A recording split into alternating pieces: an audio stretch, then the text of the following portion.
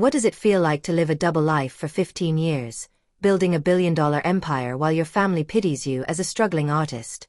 Until one unexpected visit forces the mask to slip. That's the reality I, Lena Carter, faced on the morning of May 10, 2025, when my intercom buzzed in the sleek expanse of my Manhattan penthouse, shattering the carefully curated secrecy I'd maintained for over a decade. "Miss Carter, your mother is in the lobby. She's quite insistent," my assistant Mia announced, her voice tinged with a mix of concern and amusement. I glanced at the security feed on my tablet, my breath catching as I saw my mother, Evelyn Carter, standing in the marble-clad lobby below. She was a vision of perfection in her tailored Chanel suit, her silver blonde hair swept into a chic updo, but there was an unfamiliar wildness in her hazel eyes as she argued with the security guard, her gestures sharp and impatient. "Let her up," I sighed, setting down my coffee mug on the polished quartz countertop. It was time to face at least one member of my family, whether I was ready or not. The private elevator hummed as it ascended directly to my penthouse on the 65th floor, a sanctuary I'd kept hidden from my family since I'd purchased it 5 years ago with the profits from my first 9-figure deal. The doors slid open with a soft chime, revealing the vast open space I called home, floor-to-ceiling windows framing an unobstructed view of Central Park, the morning sun casting golden streaks across the sprawling greenery below. The living area was a masterpiece of modern design. A sprawling sectional in creamy leather anchored the room, a glass coffee table held a stack of art books, and a rare Basquiat painting dominated the far wall, its vibrant colors a testament to my success in the digital art world. The piece had cost more than my parents' suburban estate in Connecticut, a fact I'd kept to myself, until now. The air carried the faint scent of jasmine from the diffuser on the console, and the marble floors gleamed under the recessed lighting, their cool surface a contrast to the warmth of the sunlight streaming in. Evelyn stepped out of the elevator, her heels clicking sharply against the marble, and froze mid-step, her eyes widening as she took in the opulence surrounding her. "Lena," she breathed, her voice unsteady, a tremor of disbelief cutting through her usual composed tone. She turned slowly, her gaze darting from the Basquiat to the custom chandelier dripping with crystals above, then to the panoramic view that stretched across the city. What is all this?" Her hands, usually so steady, clutched her designer purse as if it were a lifeline. I crossed the room, my silk blouse rustling softly, and poured her a cup of coffee from the state-of-the-art espresso machine embedded in the kitchen island. "This is my home, Mom," I said, my tone calm but laced with an edge I couldn't suppress. "The real one, not the cramped apartment I keep for family visits." She walked to the nearest window, her heels echoing in the vast space, her reflection in the glass a mix of awe and something deeper, hurt, perhaps, or betrayal. She stared out at Central Park, the treetops swaying gently in the breeze, then turned to me, her face a canvas of confusion. "How long have you? How did you?" Her voice faltered, the words catching in her throat as she struggled to reconcile the daughter she thought she knew with the reality before her. I handed her the coffee, the porcelain cup warm against my palm, and met her gaze. 15 years, I replied, my voice steady despite the storm of emotions brewing inside me. Since the day Dad laughed me out of Albert Grayson's office, saying digital art was a pipe dream that would never amount to anything.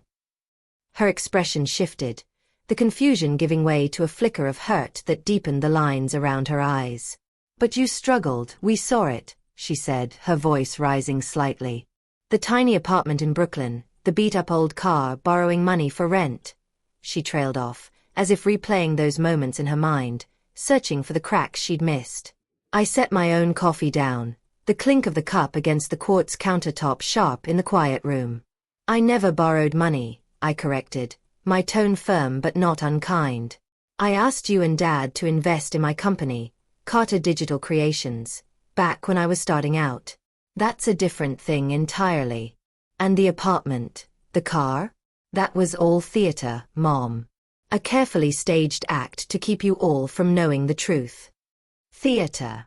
Her voice rose, a tremor of anger breaking through her shock as she gripped the coffee cup tighter, her knuckles whitening.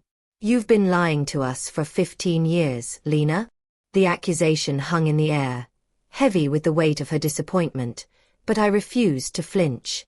I leaned against the counter, crossing my arms, the silk of my blouse cool against my skin. "No, Mom," I said, my voice softening but holding steady. "I didn't lie. I just let you see what you wanted to see. You and Dad, James, Nora, the whole family. You were so convinced I was failing, so sure that my internet pictures would never amount to anything, that you never bothered to look closer. You never questioned the narrative you'd built about me." She sank into one of my Italian leather armchairs, the soft cushion sinking slightly under her weight, and for the first time, she looked fragile, the years of assumptions etching themselves into her posture. "Does anyone else know?" she asked quietly, her voice barely above a whisper as she stared at the coffee cup in her hands, unable to meet my eyes. "Not in the family," I admitted, moving to the window to gaze at the city below, the taxis weaving through the streets like threads in a tapestry. "But James found out yesterday when the press release went out.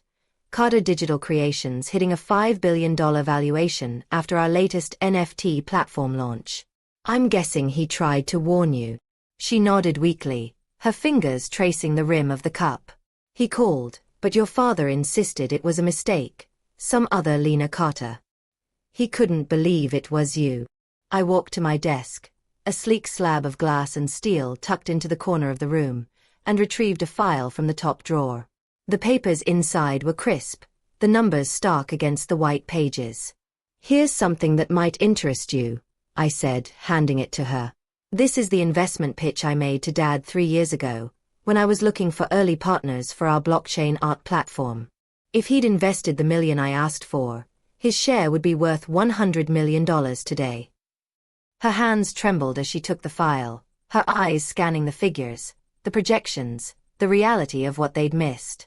"He said you wanted a handout," she murmured, her voice barely audible. "That you were too proud to admit your art wasn't working out." "And you believed him," I said, my voice soft but pointed, the words carrying the weight of years of unspoken frustration. "Just like you believed the struggling artist act I put on. Tell me, Mom, in 15 years, did any of you ever come to one of my digital art shows, check out my work online, or even Google my name?" She couldn't meet my gaze, her silence a louder answer than any words could have been. Her head bowed slightly, the coffee cup now forgotten in her lap, and I saw the guilt settle into her shoulders, a weight she hadn't realized she'd been carrying. I turned back to the window, the city skyline stretching out before me, a testament to the empire I'd built in the shadows of their doubt. "The annual family reunion is in 2 days," I said, breaking the silence, my voice steady with resolve. "I've made some changes to the arrangements. I bought out the resort where it was supposed to be held and turned it into a public venue for the weekend. Instead, everyone will be picked up by my private cars and flown on my jet to my island in the Caribbean. I bought it last year after my first $1 billion deal closed." Her head snapped up, her eyes wide with disbelief. "Your island," she repeated, as if the words didn't compute. "Yes," I said, turning to face her, my expression unyielding. "And this time, Mom, I won't be the one sitting quietly while everyone brags about their safe, predictable successes. This time, I have some things to say about what I've built, what you all missed, and what it really means to innovate." She stood, smoothing her skirt with shaking hands, her face a mixture of awe and apprehension as she prepared to carry this bombshell back to the family, knowing the reunion would be unlike any they'd ever experienced. What if a single flight to your private island could transform a family reunion from a routine gathering into a reckoning that forces your relatives to face their deepest misjudgments? That's the seismic shift Lena Carter, orchestrated for the Sullivan family reunion on May 12, 2025, 2 days after my mother, Evelyn, left my penthouse reeling from the truth of my $5 billion digital art empire. Her stunned departure had set the stage, but the real drama awaited as I prepared to unveil my success to my father, Richard, my brother James, my sister Nora, and the extended clan. I stood on the tarmac of my private airfield just outside New York City, the morning sun glinting off the polished chrome of 3 Rolls-Royces gliding in formation, their engines a low purr against the crisp air. My family had arrived, and the moment I'd planned for 15 years was finally at hand. The moment they'd see the daughter they dismissed as a failure had built a world they couldn't ignore. The cars came to a smooth stop, their doors opening in unison, and out stepped my family, their expressions a gallery of emotions. Richard emerged first, his tailored suit and commanding presence diminished by a flicker of uncertainty in his grey eyes. Evelyn followed, her Chanel suit still impeccable but her face etched with the shock of our last meeting. James, my pragmatic brother, adjusted his tie nervously, while Nora clutched her designer handbag like a shield, her lips pursed in a mix of curiosity and resentment. Aunts, uncles, and cousins spilled out behind them, Margaret with her wide-eyed stare, Uncle Paul muttering to himself, each wearing a blend of shock and barely concealed irritation. There, front and center, sat my gleaming private jet, its sleek fuselage emblazoned with Carter Digital Empire in elegant gold lettering, a silent proclamation of my assent. "Welcome everyone," I said, my voice carrying across the tarmac, steady and clear despite the butterflies in my stomach. "I trust the ride was comfortable." Richard stepped forward, his tone attempting to reclaim his usual authority. "Lena, this is unnecessary. We could have had a perfectly good reunion at the resort." I smiled, unfazed by his attempt to reassert control.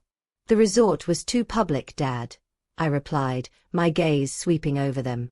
"This is about real family bonding, on my island." Nora muttered under her breath, her voice dripping with sarcasm. "Your island? Of course you have an island." The words were meant to sting, but I let them slide, knowing the truth would speak louder soon enough. The family exchanged uneasy glances, their designer luggage a stark contrast to the jet's opulence as they boarded under the watchful eyes of my impeccably trained staff. The flight was a spectacle designed to unsettle and awe. The cabin was a masterpiece of luxury. Solid gold fixtures gleamed along the walls, rare artworks like a Picasso and a Warhol hung in custom frames, and vintage Dom Perignon was served in crystal flutes by staff in crisp uniforms. The seats, upholstered in cream leather, reclined into full beds, and a massive OLED screen displayed a live feed of the journey. Aunt Margaret whispered to Uncle Paul, "Is that a real Picasso?" "Yes," I replied casually, settling into my own seat near the front. "I bought it last year along with a few others." Richard cleared his throat, his discomfort palpable. "Lena, perhaps we should discuss this now. We'll discuss everything when we land," I interrupted, my tone firm but polite. "For now, enjoy the flight. The champagne costs more than your company's quarterly profits." He flinched, his jaw tightening, and I hid a small smirk behind my flute as the plane taxied down the runway. 2 hours later, as we began our descent, the Caribbean stretched out below, a turquoise paradise dotted with white sand beaches. Through the windows, my private island came into view. 300 acres of lush tropical beauty, a state-of-the-art resort complex seamlessly blending modern architecture with nature, and my name, Lena Carter, emblazoned on the helipad in bold letters large enough to be seen from the air. Nora gasped audibly, her handbag slipping slightly as she pressed her face to the glass. James muttered, "Unbelievable," while Margaret clutched her pearls, her eyes wide. As we touched down, the jet's doors opened, and a warm sea breeze greeted us, carrying the scent of salt and frangipani. Surrounding the helipad were towering screens projecting my most successful NFT collections. Vibrant digital artworks with sale prices flashing in the millions, a visual testament to my empire. "Welcome to Carter Island," I announced as we disembarked, my voice ringing with pride. "My little piece of paradise." James choked out. "Little." The resort loomed before us, its glass facade reflecting the azure sky, flanked by palm trees and infinity pools. "Your rooms are assigned," I continued, gesturing to the staff who began unloading luggage. "You'll find some reading material waiting for you. Please review it before dinner. It's tailored for each of you." The packets, discreetly placed in their suites, contained damning evidence.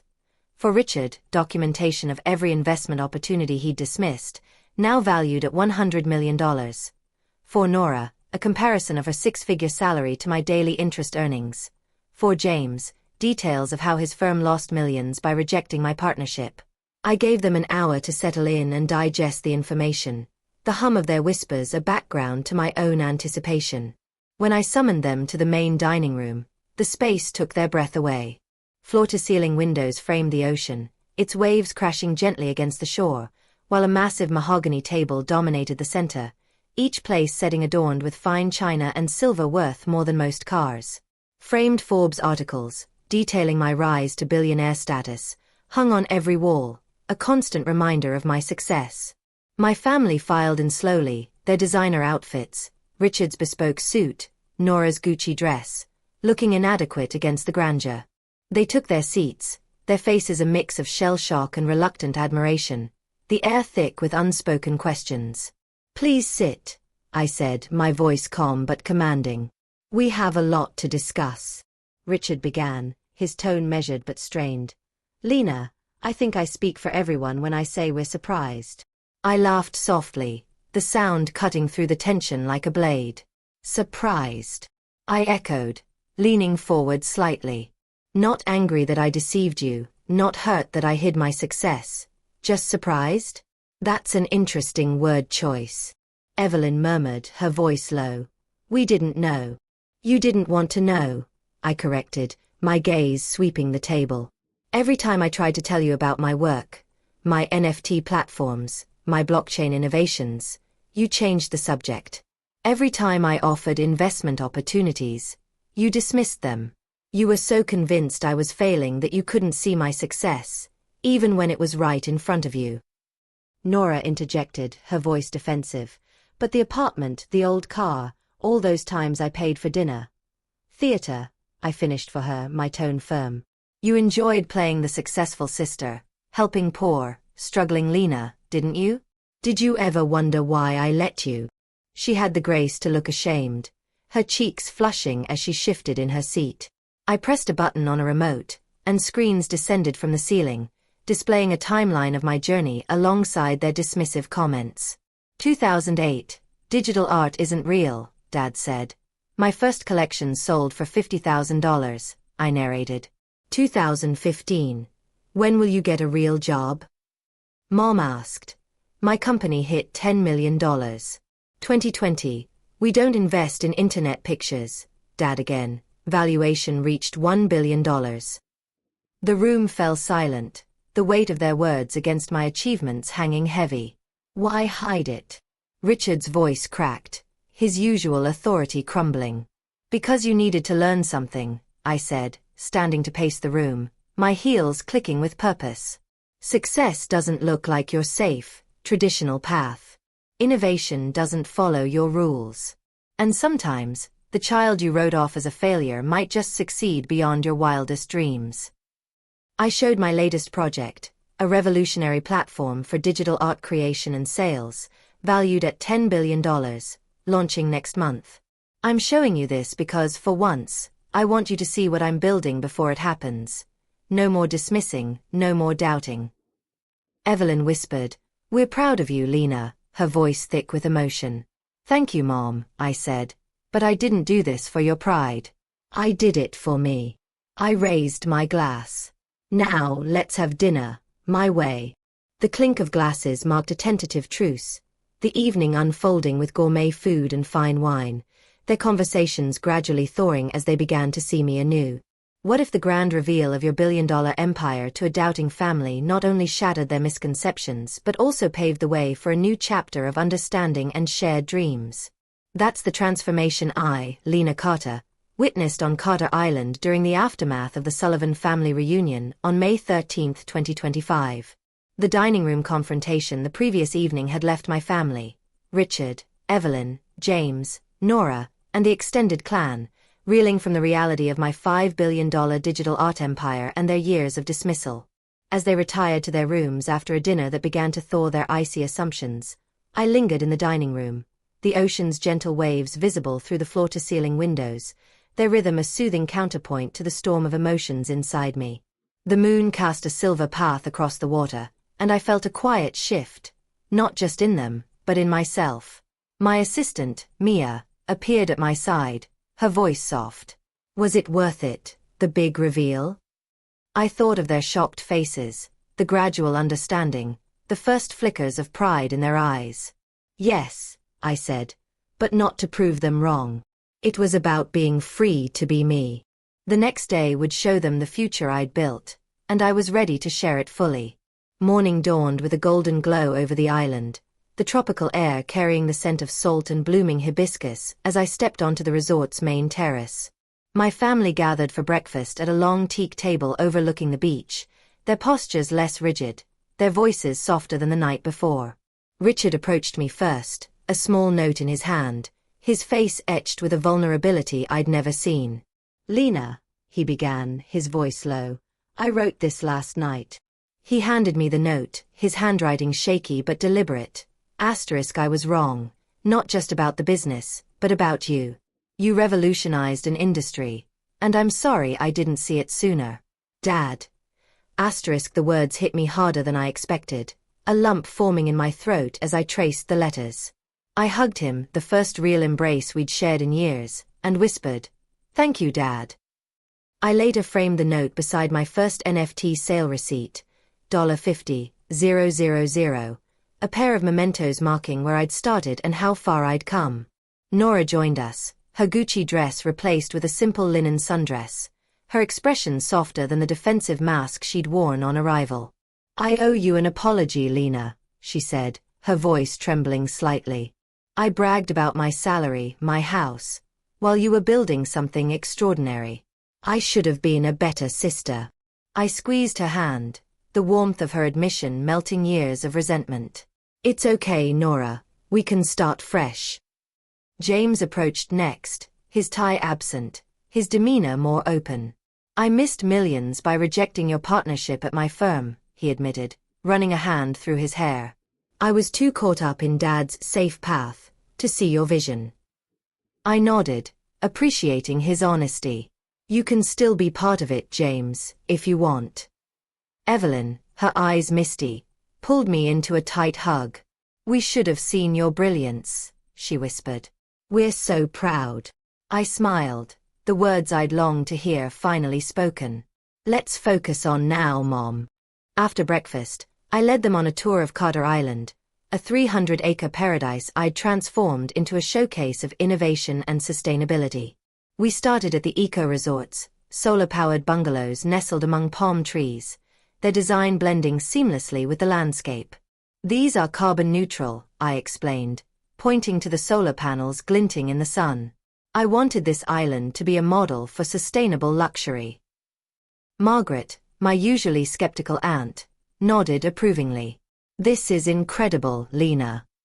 Next, we visited the art gallery, a glass-walled space displaying my most iconic NFT collections alongside physical pieces I'd commissioned from emerging digital artists. "I'm mentoring the next generation," I said, gesturing to a holographic display of a young artist's work. "This platform helps them reach global markets." James, ever the businessman, asked, "What's the revenue model?" I grinned. "Subscription for artists, commission on sales. Last quarter alone, we cleared $50 million. The tour ended at a sleek tech pavilion where I unveiled the prototype for my new platform, a revolutionary system for creating, buying, and selling digital art using AI and blockchain. "This launches next month," I said, the screens behind me flashing projections. "Conservative estimates value it at $12 billion, but I think we'll exceed that." Richard, who'd been quiet, asked, "What's next after this?" I met his gaze, seeing genuine curiosity for the first time. Global expansion, Asia, Europe, then a foundation to fund digital art education for underprivileged kids. "And maybe," I paused, a new idea forming, "a family venture if you're interested." His face lit up, a rare grin breaking through. "I'd like that, Lena, really." The day concluded with a beach bonfire, the orange flames dancing against the twilight sky as we sat on woven mats, roasting marshmallows over the fire. Laughter replaced the tension of the previous day, my cousins sharing stories, Nora teasing James about his newfound interest in NFTs. Evelyn sat beside me, her hand resting on mine. "You've built a legacy," she said softly, the firelight reflecting in her eyes. "I'm sorry we missed so much of it." I squeezed her hand.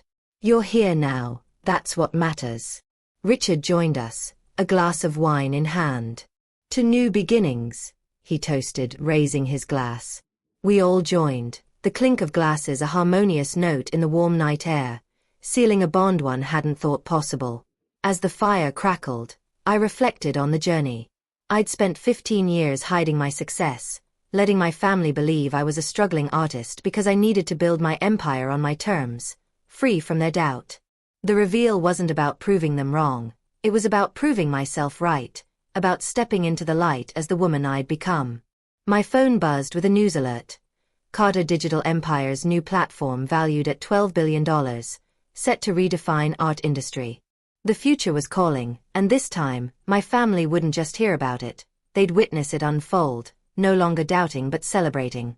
I looked around at their faces, now alight with pride and curiosity, and felt a deep peace. Success wasn't the empire itself, it was this moment, sharing it with those I loved, knowing they finally saw me for who I was. The sweetest victory wasn't in the reveal, but in the quiet knowledge that I'd built something extraordinary, and now, we'd build the next chapter together.